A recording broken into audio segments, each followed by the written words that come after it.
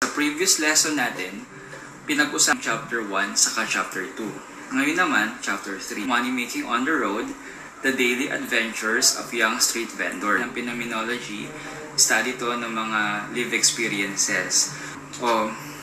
There are something in common sa kanila. And then the researcher will attain a certain description base doon sa mga sinabi ng mga participant. Sa chapter 3 po, research methodology, nandiyan po ang research design, sources of data, participants of the study, data gathering procedure, treatment and analysis of data, ethical consideration.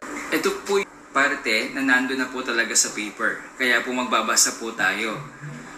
This chapter will discuss kung gagawin pa lang, discussed kung tapos na, past tense, the research design, the selection of the participant as well as the instrumentation and validation